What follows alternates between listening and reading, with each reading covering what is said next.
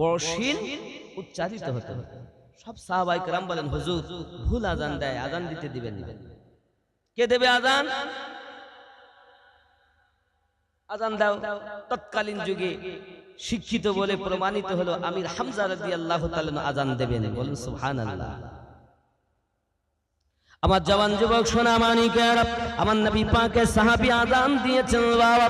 ফজরে আযান দেওয়ার জন্য আমার নবী পাকে 7 নামাজের পরে মানা করলেন, বেলাল তোমাকে নি মানুষের মাঝে যখন এত নোক্তা চিনি শুরু হয়েছে বেলাল, আর আপনি আযান দেবেন না। হযরত বেলাল রাদিয়াল্লাহু তাআলা আনহু মসজিদ নববীর কোণাতে দাঁড়িয়ে দাঁড়িয়ে শুধু কাঁদে, পৃথিবীর মানুষ সবাই যদি আমাকে মানা করত আমি বেলাল আযান বন্ধ করতাম না।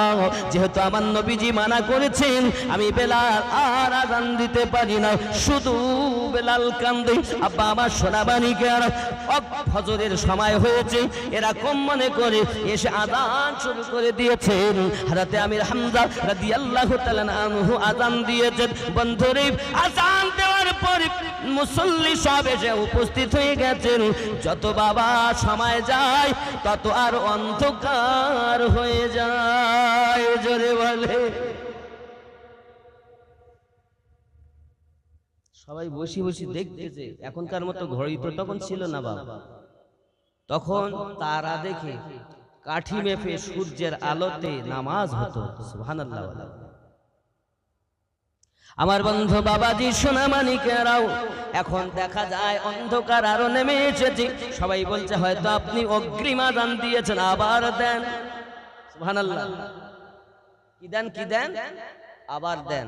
হযরত বেলাল রাদিয়াল্লাহু তাআলা আনহু পৃথিবীর জমিনে আবার আপনার কিনা দেখছেন সাহাবী রাসূলেরা তৃতীয় আপনার কিনা আযান আবার শুরু করে দিয়েছেন। যেই আযান শুরু করেছেন বন্ধু, এমন সময় দেখা যায় কিনা বাবা আরো অন্ধকার হয়ে যায়। সবাই বলে নিশ্চিত আপনি অগ্রিম আযান দিয়েছেন, আবার আযান দেন। আব্বা আমার তিনবার আযান হয়েছে। আমার দরদি নবীজি ইমামতি করে নামাজ আদায় হয়ে গেছে। আল্লাহ পাক বলেন জিবরিল জাল জগতে আমার হাবিবকে যাইয়া বলেন যেন বেলাল আযান দেয়, কারণ আমার ফেরেশতারাও বাইতুল মামুরে অপেক্ষা করে বেলালের আযান হবে। তারা বাইতুল মামুরে আমি আল্লাহর ইবাদত করবে। ওই আমার ফেরেশতাগণ বাইতুল মামুরে বসে আছে। দুনিয়ায় আযান হয়েছে বটে, কিন্তু আর সে আজিমে আওয়াজ পৌঁছায়নি। আয় জিবরিল জান আমার বেলালকে আমার নবী পাকের কাছে গিয়ে বলেন যেন আমার বেলালকে আযান দিতে বলা হয়। নারে তাকবীর। নবী আমার বলেন বেলাল আযান দাও। সুবহানাল্লাহ। আনন্দ ছুটে এসেছে আযান দিতে। বেলালি আযান শোনা যায়। সুবহানাল্লাহ। হে বেলালি আযান শোনা যায়, তলে তলে ফেরেশতারা কাতার যে লাগায়। আর জোরে হে বেলালি আযান শোনা যায়, তলে তলে ফেরেশতারা কাতার যে লাগায়। শুনবো বেলালি আযান, গাইবে নবীর গুণগান। আল্লাহুম্মা সাল্লি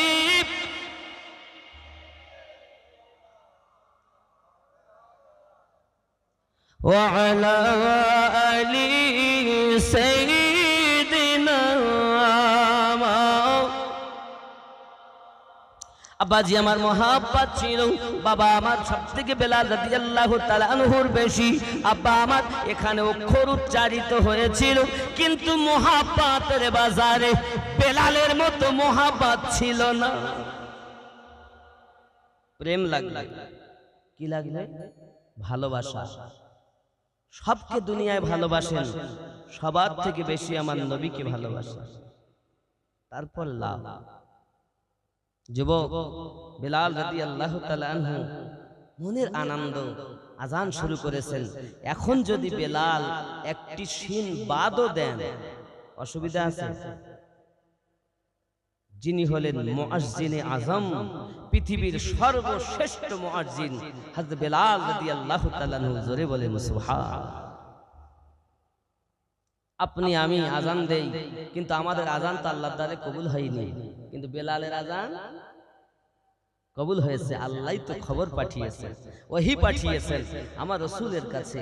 বাবা, মানুষটি কালো, ঠোঁট দুটি হাসা, কিন্তু অন্তরে আমার রাসূলের ভালোবাসা। কাউকে এত ভালোবাসেননি যতটা আমার নবীকে ভালোবাসেন। যুবক আমার, সোনা মানিকের, পৃথিবীর জমিনে আমার নবী পাককে যদি বেশি বেশি মোহাব্বত করা যায়, আমার রাসূলুল্লাহকে যদি ভালোবাসা যায়, ইহ জগতে লাভ, পর জগতে লাভ। ই বাবা, জিহাদের ময়দানে হঠাৎ খবর প্রচার হয়ে গেল আল্লাহর হাবিব শহীদ বরণ করেছেন। আব্বা আমার, খবরটা যখন চতুর্দিকে ফেলে গেল, একজন মহিলা সাহাবী বাবা আমার দ্রুত গতিতে জিহাদের মাঠের দিকে এগিয়ে যায়। কেউ ডাক দিয়ে বলে, মা কোথায় যাচ্ছে? সঙ্গে সঙ্গে বলে, আপনি কাঁদবেন না, এইভাবে ছুটবেন না। আপনার পৃথিবীর জমিনে আব্বা শহীদ বরণ করেছে। ওই মহিলাটি বলেন, ইন্না লিল্লাহি ওয়া ইন্না ইলাইহি রাজিউন। আমার নবী কেমন আছে বলুন না। সঙ্গে সঙ্গে বলেন, আপনার আল্লাহর হাবিবের খবর বলতে পারবো না। আব্বা আমার, ওই মহিলাটি আবার একটু এগিয়ে যান। হঠাৎ করে আবার একজন বলতেছেন, কাঁদবেন না, আপনার স্বামী শহীদ হয়ে গেছে। মহিলা বলেন, ইন্না লিল্লাহি ওয়া ইন্না ইলাইহি রাজিউন। তোমরা বলো আমার নবী কেমন আছে? আমি স্বামীর কথা শুনতে আছি, আমি আমার নবীর কথা শুনতে চাই। জোরে আবার একটু অগ্রসর হয়েছেন, আবার একজন খবর দেন, মা আপনার বড় ভাই শহীদ হয়ে গেছে। বলে, আগে বলো না আমার দরদি নবী কেমন আছেন? ওগো আমার সোনা মানিকেরা, আবার একটু অগ্রসর হয়েছেন। হঠাৎ করে আবার খবর আসতেছে, কাঁদবেন না, আপনার বেটা শহীদ বরণ করেছে। ওই মহিলাটি কাঁদে আর বলে, আমি আমার বাপের কথা শুনতে চাইনি, স্বামীর কথা শুনতে চাইনি, আমি আমার ভাইয়ের কথা শুনতে চাইনি, আমি আমার বেটার কথা শুনতে চাইনি, আমি শুনতে চাই আমার নবী কেমন আছে। বলো আমার নবী কেমন আছে? সঙ্গে সঙ্গে খবর আছে আল্লাহর হাবিব সুস্থ সালামাত আছে। মহিলাটি সাহাবী বলেছিলেন, জেনে রাখো আমার বাপের থেকে, স্বামীর থেকে, সন্তানের থেকে, আমার বেটার থেকে আমি নবীকে বেশি ভালোবাসি। বেটা চলে গেছে দুঃখ নাই, স্বামী চলে গেছে দুঃখ নাই, বাপ চলে গেছে দুঃখ নাই, ভাই চলে গেছে দুঃখ নাই, আমার নবী সুস্থ সালামতে আছে। আমি রাসূল প্রেমিকা আনন্দে আছি। এর নাম ভালোবাসা।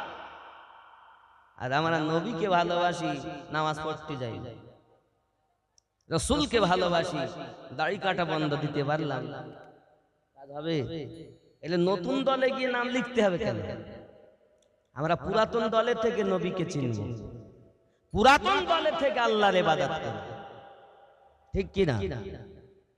এখন ছদ্মবেশী যারা এসে আমাদেরকে শিক্ষা দেয়, এদের থেকে আমাদের বুঝতে হবে না, অনেকে কল দিয়ে কল করিয়ে বস করছে। আমার আব্বাজি সোনা মানিকেরা, খুব ভালোবাসুন, আমার নবীজিকে মহব্বত করুন, ইহ জগতে লাভ হবে, পর জগতে লাভ হবে। বাবা আমার, মহব্বত যারা করেছে, গাছে করেছে মহব্বত লাভবান, মাছে করেছে লাভবান। এজন্য বলা হয় আমার নবী এমন একজন নবী যে নবীর তুলনা জগতে নাই। তাই বলা হয়েছে, জামানা দিওয়ানা ওগো মামিনা, তোমার লালের নাই তুলনা, মাগো তোমার লালের নাই তুলনা। জামানা দিওয়ানা ওগো মামিনা, তোমার লালের নাই তুলনা, মাগো তোমার লালের নাই তুলনা। জোরে বলো।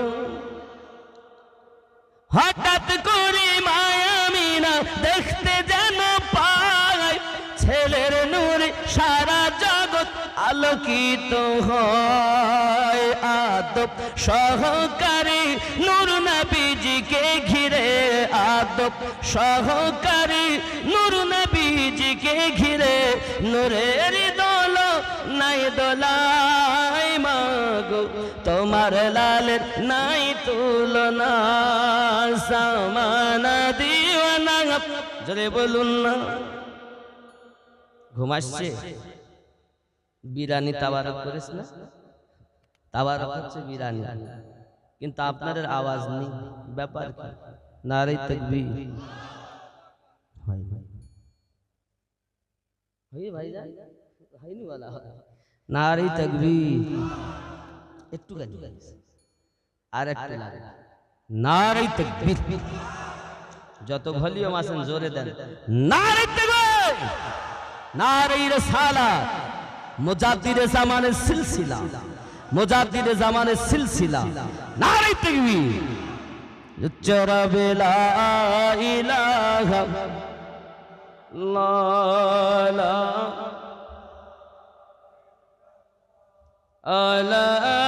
ইলাহা ইল্লাল্লাহ মুহাম্মাদুর রাসূলুল্লাহ সাল্লাল্লাহু আলাইহি ওয়াসাল্লাম আব্বাজি আমার মোহাব্বত ও প্রেম যার যত বেশি সে তত আল্লাহর প্রিয় ঠিক কিনা বাপ যার মধ্যে প্রেম নাই তার মধ্যে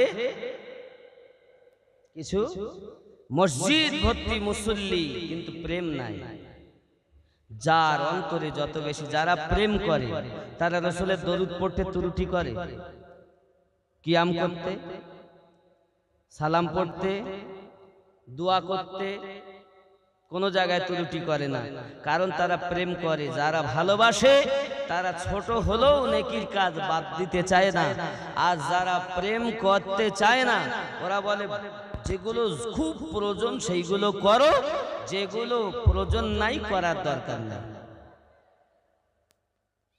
কথা বুঝতে পারতেছেন আব্বাসি আমার সোনা মানিকের মহান আল্লাহ পাক আল্লাহ তাআলা কোরআন মাজিদের ভিতরে বলেন ইবাদত করো আল্লাহ পাক ইবাদতকারীদেরকে জান্নাত দেবেন বলে ঘোষণা করেছেন বিসমিল্লাহির রহমানির রহিম ফাদখুলি ফি ইবাদি ওয়াদখুলি জান্নাতি যেরকম সুবহানাল্লাহ আমার আল্লাহ পাক আল্লাহ তাআলা বলেন যারা আমার ইবাদত বান্দাগি করে আমি আল্লাহ তাদের জন্য উপহার রেখেছি দয়ার জান্নাত আল্লাহর ইবাদত করুন আল্লাহর আযাদ বান্দাগি করুন বাবা আমার পাঞ্জেগানা নামাজি হন বাবা নামাজে ত্রুটি করবেন না বন্ধু এই নামাজ জান্নাতের চাবি এই নামাজ হলো দিনের খুঁটি এই নামাজ হলো কুকর্ম থেকে আপনাকে আমাকে বাঁচাবে যত বেশি নামাজ হবে আল্লাহ তত প্রিয় হওয়া যাবে ঠিক কি না নামাজ নামাজ আমার আপনার নবী সাল্লাল্লাহু আলাইহি ওয়াসাল্লাম নামাজের তাগিদ দিয়েছেন বন্ধু কিন্তু আজ আমরা জলসা দিলাম নামাজ পড়লাম না কোনো লাভ নাই বন্ধু আমার এই নামাজ না পড়ে ক্ষতিগ্রস্ত হয়ে গেলাম জলসা দিলাম সব পেলাম কিন্তু নামাজ না পড়ার কারণে আমরা গুনাহগার হয়ে গেলাম অনেকে বলে জলসা দিয়ে লাভ হবে না যদি আপনি নামাজ না পড়েন আর আমি বলতে চাই বাবা জলসা দেন আলাদা নেকি হবে ইসালে সওয়াব করেন আলাদা নেকি হবে বিশ্বনবী দিবস করেন আলাদা নেকি হবে কালেমা পড়েন আলাদা নেকি হবে জিকির করেন আলাদা নেকি হবে নামাজ পড়েন আলাদা নেকি হবে বাবা আমার জলসা দেওয়া ভালো আরো ভালো পাশের সাথে সাথে নামাজ পড়া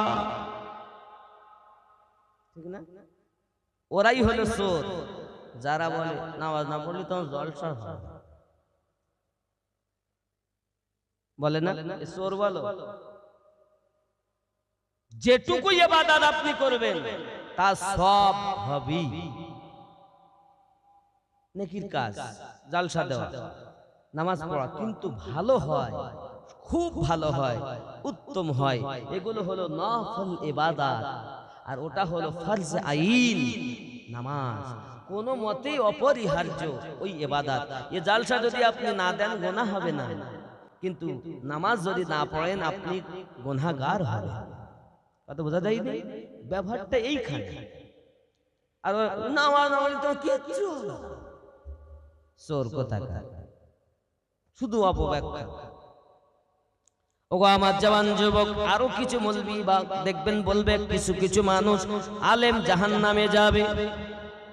আগে তো জাহান্নামে মৌলবিরা যাবে বলে না, শোনেননি?